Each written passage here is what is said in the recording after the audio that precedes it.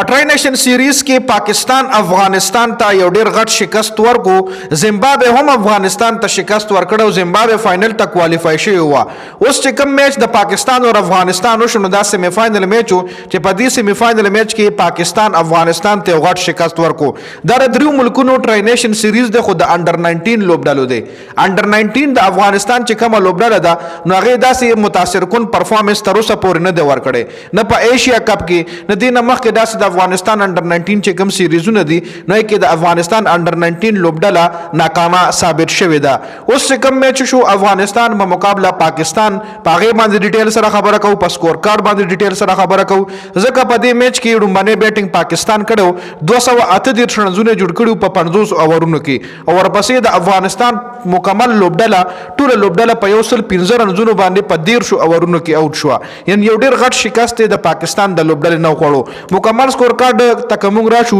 تاسو د سکرین باندې یال ډیښکاری د پاکستان تر طرف اے ایچ بلوچ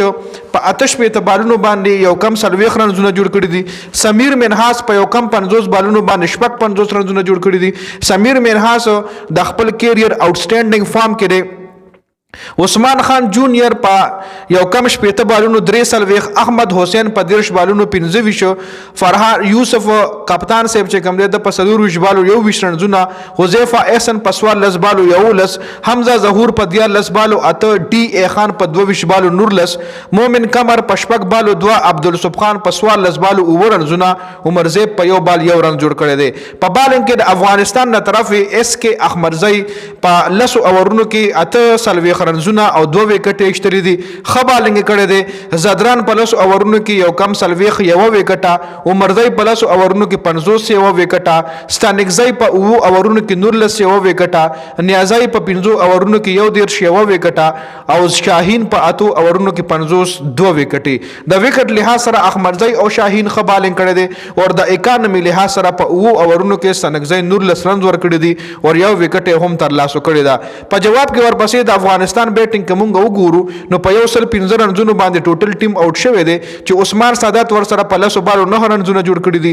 احمدزئی ور سره په 10 بالو 15 رنونه، شینوزاده په 2 بالونو 20 رنونه، نیازئی په 3 بالو په 0، محمد خان په 50 بالونو یو کم 13 رنونه جوړ کړی دي، اے ام خیل په 5 بالو په 15 بالو 2، ستنګزئی په 2 بالونو 18، عمرزئی په 4 بالو 2، شاهین په 4 بالو 0، زدران په 0 بال 0، احمدزئی په 9 بالو 1 رن جوړ کړی دی. ورپسې د پاکستان بالنګ لاین اپ کوم وګورو عبدالصف خان په 9 اورونو کې 20 رن ور کړی دی، یو اور میډن هم وکړی دی، عمر زیب په کمالي بالنګ کړی دی په 9 اورونو کې یو 13 رنونه او 15 وکټ تر لاسو کړی دی. ډي اے خان په 15 اورونو کې 14 وکټ یومنا، مومن قمر په 8 اورونو کې 22 وکټي، عثمان خان جونیئر یو اور کړی 4 رن دی ور کړی دی، احمد حسین 2 اورونو کې 2 رنز او 2 وکټي تر لاسو کړی دی. زبردست بالنګ پکې احمد حسین کړی دی او عمر زیب کړی دی. عمر زیب هم 15 وکټ اشتری دی او صرف یو 13 رن ور کړی دی او احمد حسین 2 رنز ور کړی دي او 2 وکټي تر لاسو کړی دي په 2 اورونو کې. نو دا افغانستان ته په دې میچ کې په 103 رنونو باندې یو ډیر غټ شکست د پاکستان د انډر 19 لوبډلې د طرفه ملاو شو.